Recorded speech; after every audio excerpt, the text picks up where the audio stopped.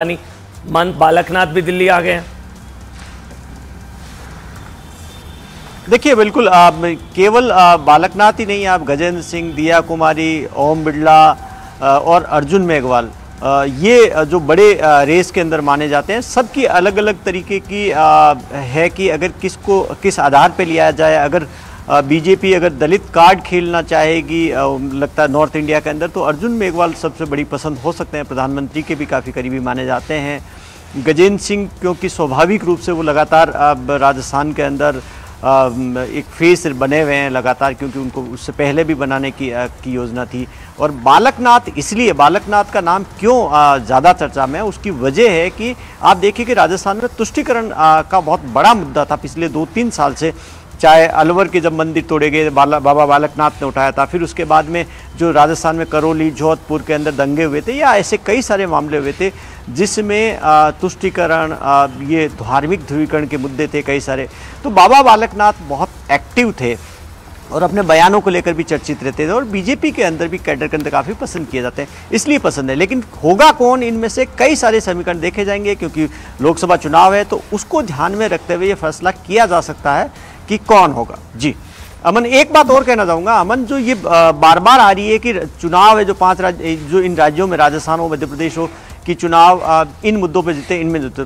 प्रधानमंत्री नरेंद्र मोदी की बड़ी मेहनत थी, 140 रैलियां और दौरे किए उन्होंने राजस्थान के अंदर। कॉन्स्टेंसी 140 कॉन्स्टेंसी को कवर किया, उसमें से 98 राजस्थान के अंदर जीती है। तो ये बुरी प्लानिंग के साथ प्रधानमंत्री लगातार राजस्थान पे फोकस कर रहे थे, इस वजह से जो जीत मिली है वो बड़ा क्रेडिट प्रधानमंत्री को जाता है। जी मनोज, भोपाल से क्या खबर? मुख्यमंत्री कौन? शिवराज जी ही 3 बार, क्योंकि इस बार सीएम फेस प्रोजेक्ट हालांकि नहीं किए गए थे वो।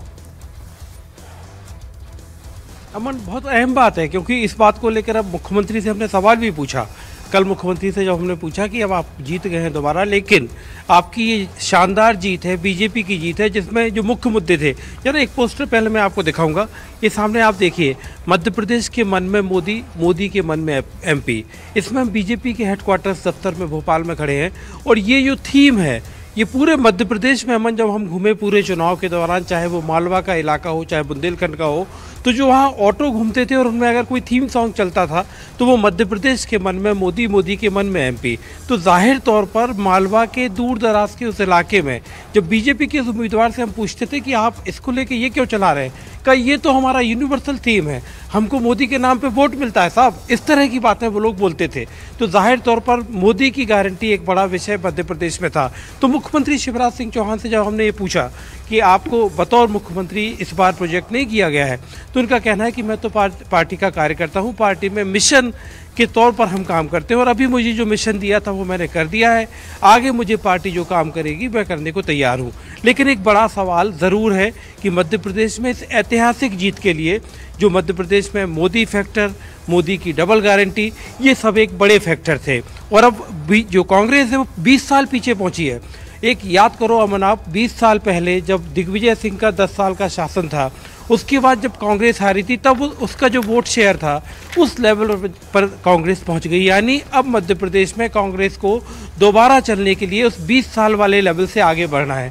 तो बड़ा सवाल है कि मध्य प्रदेश में बीजेपी आगे नेतृत्व के बारे में क्या फैसला करती है। तीनों स्टेट में कांग्रेस जीती थी 2018 में, तीनों स्टेट में 2018 में कांग्रेस जीती थी, और तीनों स्टेट में 2023। अच्छा, आप कंप्लीट कर लीजिए मनोज, आप कंप्लीट कर लीजिए। मैं यतेंद्र भी है, यतेंद्र आपके पास आ रहा हूं। अमन, आप हिंदी कंप्लीट कर लीजिए। अमन, आप जो हिंदी की बात कर रहे थे अभी, तो मध्य प्रदेश हिंदुस्तान का इकलौता ऐसा राज्य है जहां पर MBBS का कोर्स हिंदी में पढ़ाया जाता है। और ये अभी 1 साल पहले खुद गृह मंत्री अमित शाह मध्य प्रदेश आए थे और यहाँ इसकी शुरुआत करके गए थे। तो उस समय जो बात उठी थी कि क्या वो साउथ और नॉर्थ की डिवाइड की बात हुई, उस समय भी ये बात उठी थी। तो जाहिर तौर पर ये यहाँ पर कंपलसरी नहीं है, मतलब आपको अंग्रेजी में पूरा MBBS का कोर्स है, आप अंग्रेजी में पढ़िए। ऐसे बच्चे भी हैं मध्य प्रदेश में कि जो MBBS इंग्लिश में कर रहे हैं, लेकिन साथ में वो हिंदी की किताबें लेते हैं। आप ज़रा सोचिए, एक आदिवासी इलाके से एक बच्चा है जिसका PMT के थ्रू जिसका एडमिशन हो गया, और वो अंग्रेजी में पढ़ रहा है, साथ में उसे पूरी हिंदी की किताबें हैं, तो उसको पढ़ने में बड़ा आसान होता है, और वो बच्चे इस बात को बहुत अप्रिशिएट भी करते हैं। ठीक, शुभराज।